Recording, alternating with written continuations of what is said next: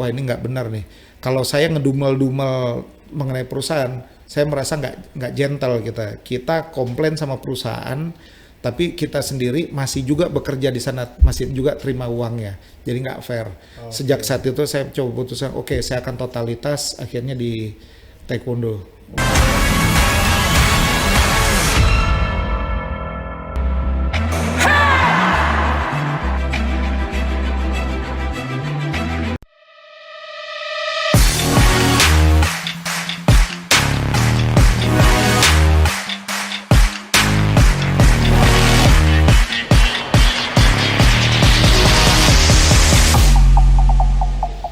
Oke Sobat Armet, nah, terima kasih. Pada hari ini kita berjumpa lagi dengan channel Arca Media. Saya Eben Silalahi sebagai host.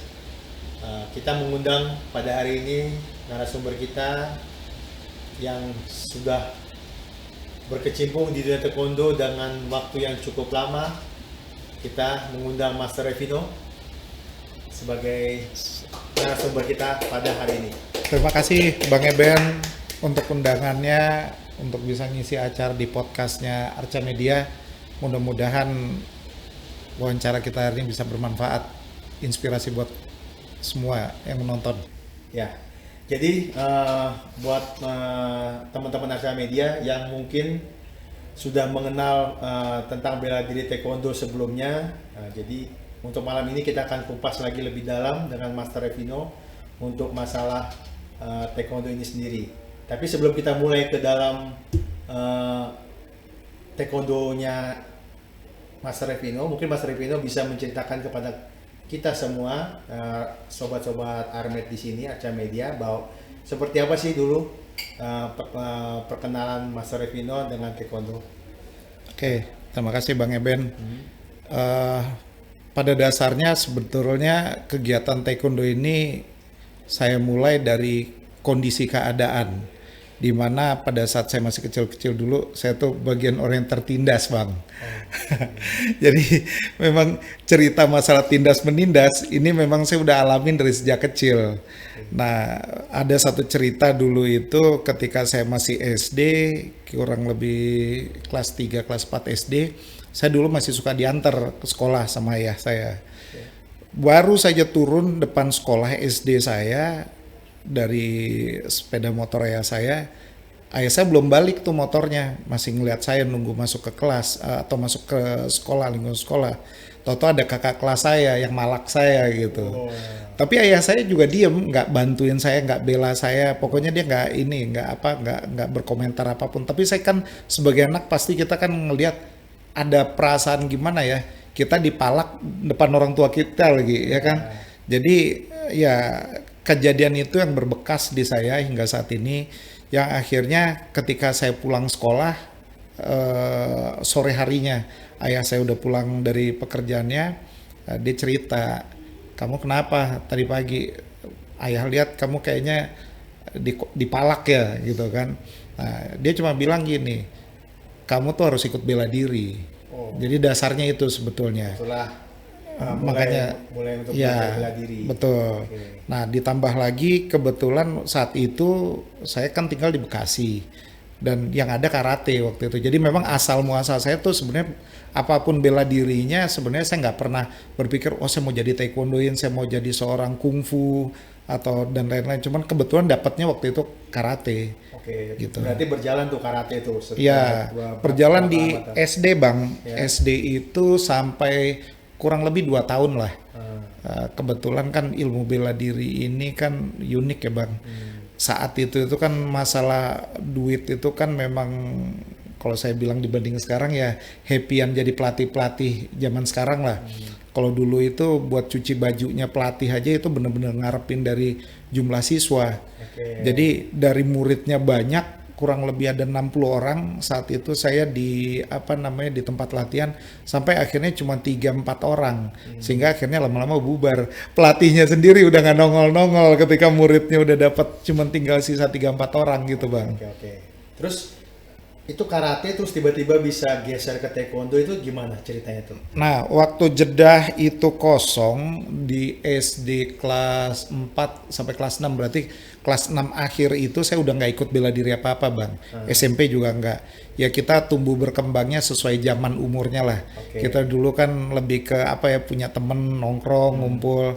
Nah masuk ke SMA saat itu saya ada kejadian unik, makanya kenapa saya itu akhirnya melanjutkan bela diri. Satu ketika saya pulang sekolah, waktu itu saya kelas 1 SMA negeri, tapi kalau anak kelas satunya sekolahnya siang. Oke. Nah, ketika saya pulang sekolah itu biasanya saya juga bukan tipikal anak-anak yang tukang nongkrong, tapi bukan berarti saya nggak punya teman ya bang ya. Ya, oke. Nah, kebetulan saya waktu itu pulangnya agak lebih cepat, saya duluan. Saya nggak tahu kenapa sekolah saya dulu itu di Cakung. Nah, waktu saya pulang di luar itu di depan jalan itu pinggir jalan raya, toto ada anak SMA banyak. Toto datang. Pas saya turun dari angkot, saya yang pertama kali dari satu sekolah tuh saya doang pertama. Toto sih digebukin, pas dilihat ada bednya, oh kamu anak sekolah, iya, jadi bukan tawuran, seakan-akan tuh kayaknya kakak kelas saya tuh ada bermasalah dengan sekolah itu bang. Gitu, kalau nggak salah dengar tuh karena mereka ada pertandingan sepak bola dan kalah akhirnya ribut-ribut. Nah saya nggak tahu menahu, toto digebukin. Wah itu bener-bener bang, saat itu tuh saya ngerasa juga dicemplungin di got, diinjek-injek, badan kepala saya dilemparin kaca. Untung tuh kaca itu nggak pecahnya di muka, itu di badan gitu. Nah setelah pulang nyampe rumah, ayah saya cuma ngelihat badan saya pokoknya udah penyok-penyok lah. Kalau bahasa kendaraan bilang penyok-penyok, muka udah babak belur, badan udah pada kotor. Dia cuma tanya gitu, kenapa tuh? Kamu habis berantem? Saya bilang iya, saya habis digebukin. Tapi sekali lagi saat itu ayah saya juga nggak banyak berkomentar. Bukan dia nggak sayang sama saya, karena saya tahu latar belakang ayah saya juga zaman kecilnya juga emang tukang berantem gitu. Jadi terhadap saya pun dia cuma bisa bilang, nah itu kan saya, ayah juga udah pernah bilang kamu udahlah ikut cari bela diri lagi. Nah di situ saya mulainya, kebetulan ada dekat tempat saya itu ada bela diri taekwondo. Ya, seperti itu. Berarti disitulah memilih taekwondo sebagai ilmu bela diri pilihan mas gitu kan. Betul. Nah, itu selain dekat rumah, apakah ada memang ketertarikan belajar dulu tentang taekwondonya secara ilmu apa gitu, atau nonton televisi atau apa, mendengar atau dari kakak kelas atau dari saudara-saudara ngasih masukan gitu, ada nggak tuh? Nggak ada bang, jadi waktu itu kita mengalir begitu aja ya, disuruh latihan seperti halnya anak-anak lainnya, sama lah, bahwa kita tuh ada masa-masanya lagi down, lagi nggak semangat latihan, bahkan saat itu juga ada masa-masanya kita udah malas-malas datang latihan gitu. Jadi cuman memang kalau saya melihat di karir saya yang hingga saat ini akhirnya saya punya berbagai lisensi, walaupun baru lisensi skala nasional, tapi saya ngerasa yang banyak berjasa dalam karir saya ini memang ayah saya. Karena dia terus yang menyemangati, dia juga yang selalu bilang, karena ada teman ayah saya itu sekantor, dia bisa kerja itu karena privatin anak bosnya. Kebetulan dulu rekannya itu dari karate gitu, jadi dia yang pesen, kamu harus sampai, nanti pasti kamu akan kepake suatu hari nanti. Berarti kalau sekarang master, kalau di taekwondo sendiri tingkatnya apa nih sekarang yang terakhir? Alhamdulillah kalau saya saat ini penyandang sabuk hitam dan 5 internasional. Jadi kalau di karate, di taekwondo itu memang untuk mencapai sabuk hitam, dia tidak ada bicara lokal, semua lisensinya adalah langsung internasional. Jadi dari mulai sabuk awalnya itu kan putih, kuning strip, hijau polos, hijau strip, biru polos, biru strip, lalu baru merah polos, merah strip 1, strip 2. Nah baru setelah strip 2 itu baru ke namanya dan, tingkatan black beltnya itu dan 1, dan 2, dan 3. Nah jeda antara putih, kuning sampai ke merah itu rata-rata durasi 4 bulan. Jadi setiap 4 bulan sekali baru kita ada pelaksanaan ujian kenaikan tingkat. Itu 4 bulannya itu udah harus ujian atau ngelihat dari keseriusan dari taekwondoan itu sendiri gitu loh? Pada zaman itu ya kita harus ujian gitu pas 4 bulan? Enggak. Jadi memang itu tergantung kita. Artinya kalau kita punya uang ya kita ikut ujian. Kalaupun nggak punya uang, pun ada kemauan oleh pelatih saya juga dulu masih ada dispensasi lah gitu untuk beberapa anak-anak mungkin secara ekonomi kurang gitu tapi dia pingin ujian tapi secara materi latihan sudah dibekali gitu. Berarti setiap 4 bulan ujian itu berarti kira-kira kalau sampai ke level master sekarang itu harusnya di range berapa tahun tuh? Jadi kalau 4 bulan mencapai sabuk hitam itu kurang lebih hampir 4 tahun. Kalau dia rutin ujian kenaikan tingkat. 4 tahun Iya, ya? 4 tahun. Dia konsisten, Iya, dia serius, betul. dia Iya. dapat ya? 4 tahun sampai dia di dan 1. Begitu. Oke. Itu berarti semua yang dari dan tadi ujiannya skala internasional. Iya. Itu di Indonesia sendiri sudah ada nggak sih? Memang kalau dan untuk mulai dan 1 itu sendiri sekarang kan karena memang di Indonesia penyandang sabuk hitam tertinggi di Indonesia itu ada Grandmasternya itu penyandang dan 8. Jadi kita atau Indonesia udah punya 4 orang yang penyandang dan 8 sehingga Indonesia atau negara Indonesia bisa mengadakan ujiannya sendiri. Karena memang udah ada dan 8-nya gitu. Terutama kalau untuk yang dan 8 itu untuk high dan. Kalau untuk dan 1 itu artinya ada seniornya yang udah punya dan 3 udah bisa nguji gitu. Berapa orang tuh di kita di Indonesia yang udah punya dan 8? Dan 8 itu ada 4 orang. Baru 4 orang. 4 tuh ya? orang, iya. Memang itu harus continue dia.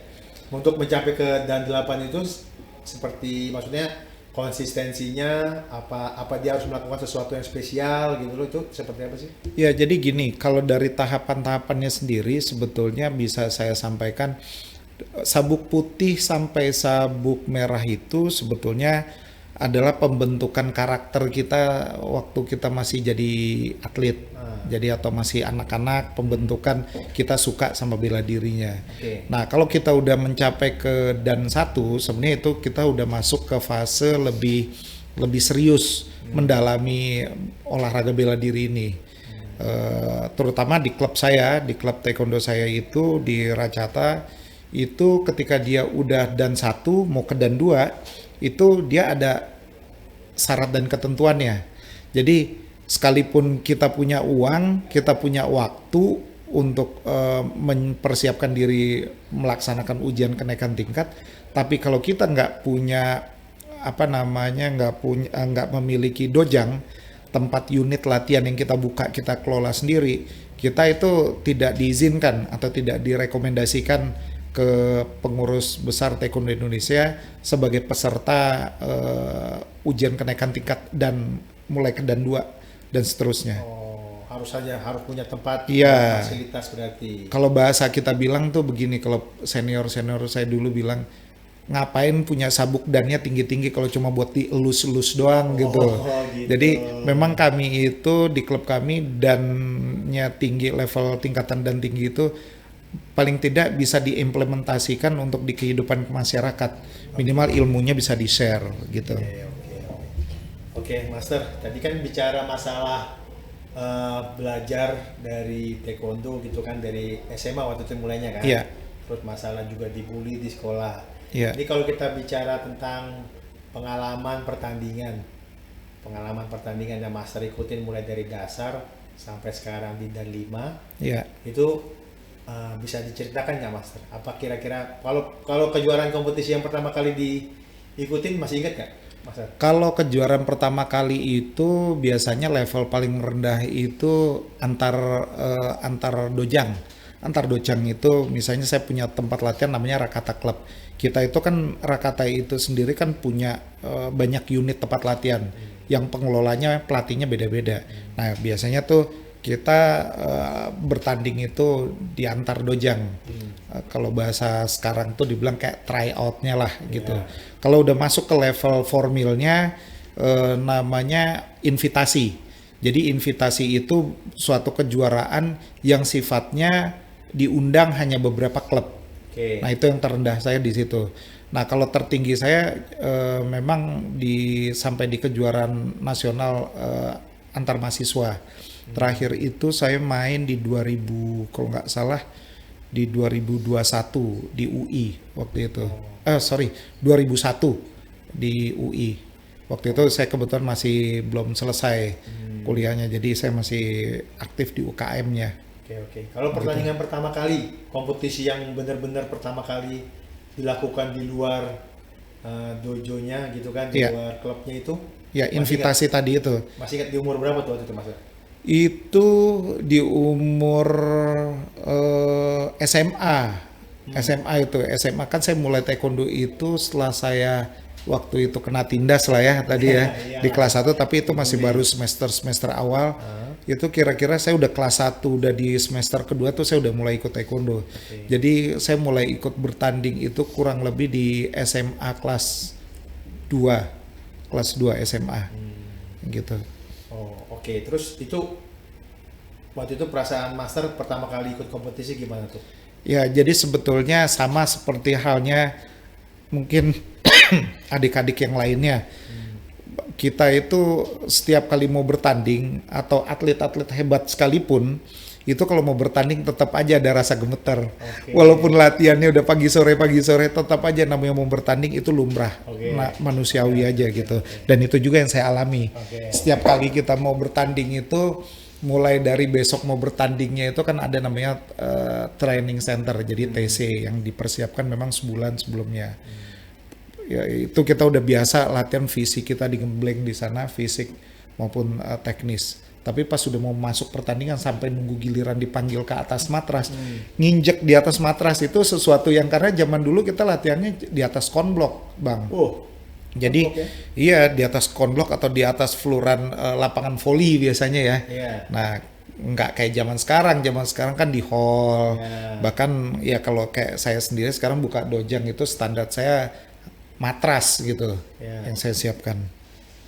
Kalau pengalaman Master sendiri tadi kan yang pertama, kalau yang terbaik lah, kompetisi terbaik yang Master pernah ikutin yang merasa wah inilah puncak prestasi lah atau inilah momen terbaiknya Master gitu, itu di kejuaraan apa kalau masih ingat, sama di waktu itu Master udah di level atau di tingkat apa tuh? Jadi memang klub taekwondo saya itu sebenarnya bukan klub yang menciptakan banyak atlet. Jadi di taekwondo ini juga unik. Ada beberapa klub-klub besar yang itu nama besarnya karena memang klubnya itu memiliki banyak atlet. Masalah jadi atlet nggak atlet itu tergantung bagaimana pengelolaan dojangnya, bagaimana pelatihnya lah bahasanya. Kalau kita kebetulan terlahir dari orang tua atau terlahir dari pelatih yang memang bukan basicnya mempersiapkan tempat latihannya jadi atlet, ya akan minim pasti. Nah, jadi kalau saya itu memang terakhir itu di kejuaraan mahasiswa yang antar mahasiswa se-Indonesia itu yang di UI. Nah, kalau pengalaman itu yang berkesan, saya cuma juara 3 memang. Tapi yang bikin berarti tingkat nasional ya. Tapi yang bikin saya berkesan karena saat itu ya zamannya kita lagi kalau mau bertanding tuh bawa calon pasangan hidup. Calon pendamping. Kira-kira begitu. Jadi penyemangat kita itu ya bawa itulah, dan temen kita itu bawa temen gerbong sekolahnya juga gitu Bang, kira-kira makin semangat lah tuh ya pertandingan ya. Maksudnya tujuannya begitu Bang, tapi apa daya musuhnya lebih bagus Bang. Oke. Terus Master, ini kan tadi kan kita bicara dari Master Revino belajar taekwondo, niatnya, terus pengalamannya juga di kompetisi, terus pencapaian terakhir sekarang. Nah sekarang kan Master sudah membuka nih dojo atau sekolah Prakata. Jadi buat sobat Armet dimanapun berada, untuk Master Revino ini sekarang sudah membuka sekolah.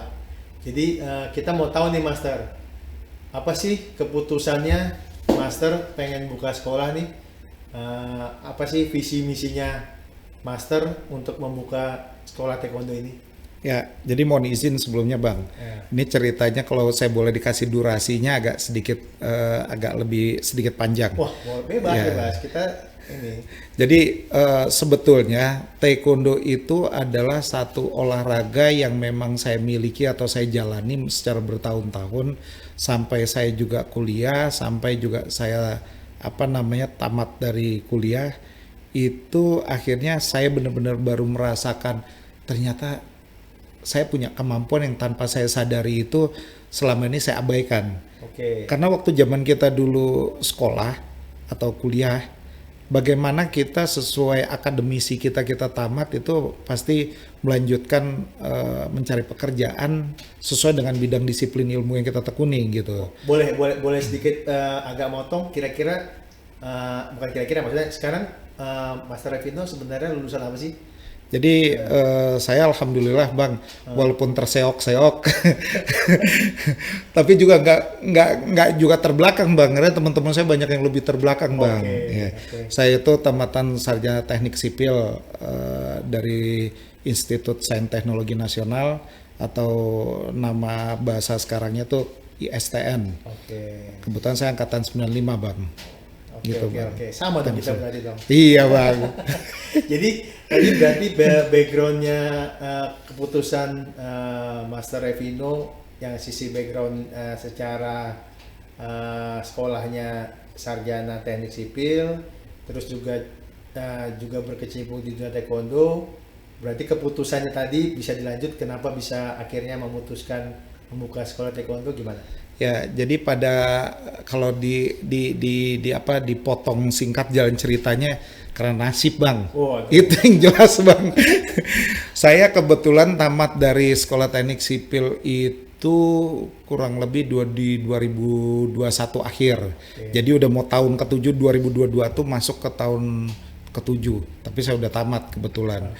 Nah, saat itu saya masuk ngelamar kerjaan, masuk ke satu bidang industrinya industri bangunan juga, tapi saya lebih ke fabrikan, jadi lebih ke vendor. Saya bekerja di satu perusahaan tiang pancang.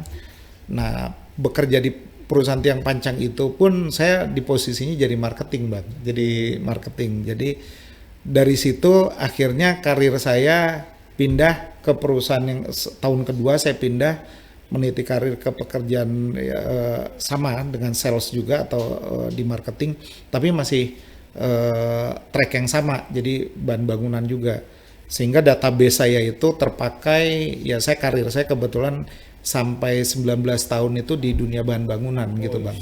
19 tahun ya. Nah sampai akhirnya di menjelang COVID kemarin itu saya sempat berhenti. Kemudian pas COVID setahun jalan, saya masuk lagi kerja. Namun saya melihat karena saya ada sempat jeda waktu itu di sebelum COVID, lalu saya masuk lagi gitu bekerja. Setelah 1 tahun COVID, saya merasa ada sesuatu yang berubah. Dari orang biasa bekerja rutin, nggak pernah ada delay, tahu-tahu saya dikasih jeda istirahat.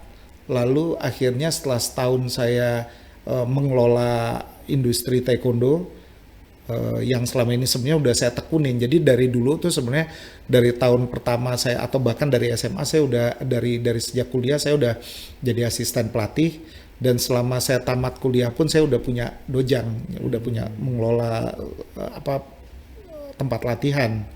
Cuman yang seriusnya itu memang setelah saya mulai kerja karena tadi ada syarat S dan K-nya lah, syarat kondisi kalau mau naik black belt dan 2 gitu. Jadi saya harus memperbanyak unit-unit tempat latihan saya. Tapi saat itu saya hanya cuman punya waktu di weekend, Sabtu Minggu. Sehingga saya cuman punya satu tempat latihan yang saya kelola.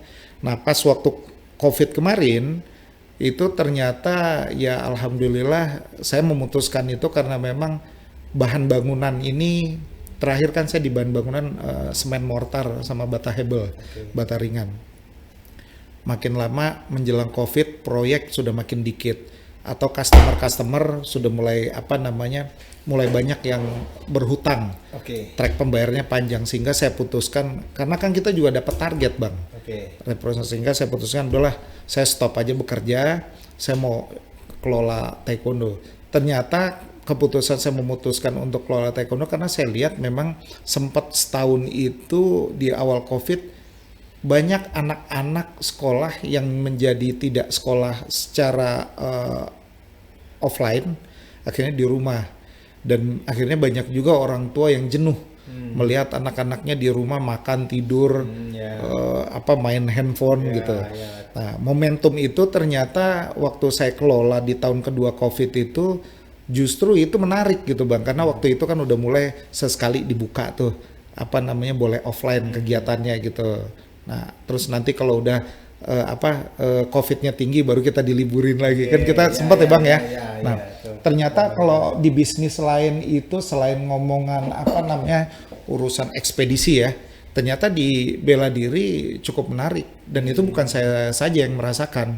Hampir semua teman-teman pelatih yang memang punya dojang yang memang bukanya di tempat umum itu lumayan ada penghasilan. Tapi, nah ini ada tapinya Bang. Untuk mereka yang punya dojang atau tempat latihan di sekolah, wah itu nyungsep Bang. Karena COVID betul, karena sekolah kan semua nggak ada kegiatan sekolah, sehingga mereka yang biasanya selama ini ngelola punya tempat latihan di sekolah-sekolah, wah itu benar-benar Bang. Pengalaman teman-teman saya juga ada yang sampai kejual rumahnya. Aduh. Pada saat itu memang semua terasa imbasnya. Benar Bang, gitu Bang. Sehingga mungkin terakhir saya sampaikan bahwa saya mulai memutuskan itu, saya merasakan benar-benar, saya merasakan ternyata selama ini saya cuma buat sampingan doang taekwondo. Di masa COVID tahun kedua itu justru saya merasakan benar-benar all out mengelola tempat latihan saya ini, bagaimana saya bisa punya 2, punya 3, punya 4. Ya alhamdulillah yang sekarang saya pegang sendiri ada 6 Bang. Iya, ada 6 tempat latihan, sehingga waktu saya udah mulai kerja lagi itu setelah setahun COVID itu kan saya akhirnya ngelola taekwondo sama itu juga sama bekerja. Nah, saya lihat kayaknya nuansa kerja juga makin lama makin gak enak Bang. Kerja di tempat baru tapi kan tekanannya kita sama, kembali lagi ada target omset dan lain-lain. Dan masuk di fase saya merasakan umur udah di atas 43-44 tahun. Ya kebetulan sekarang udah di atas 45, itu mulai merasakan kita itu untuk diomelin orang itu, diperintah-perintah itu benar-benar terasa Bang. Ada rasa, kalau anak sekarang bilang tuh ada baper. Nah, apalagi terus terang saya kita punya ngelola sekolah bela diri ya, yang marah-marahin kita itu ibaratnya cuman karena karir jabatan dia gitu, sementara dia sendiri bukan orang yang turun ke lapangan, sehingga saya tuh merasakan wah ini nggak benar nih. Kalau saya ngedumel-dumel mengenai perusahaan, saya merasa nggak gentle kita komplain sama perusahaan, tapi kita sendiri masih juga bekerja di sana, masih juga terima uangnya, jadi nggak fair. Sejak saat itu saya coba putuskan, saya akan totalitas akhirnya di taekwondo. Itu waktu master membuka kelas untuk anak-anak kita yang berkebutuhan khusus itu, memang sudah ada kurikulum sendiri dari taekwondo atau memang pengembangan dari Rakatanya secara inisiatif gitu?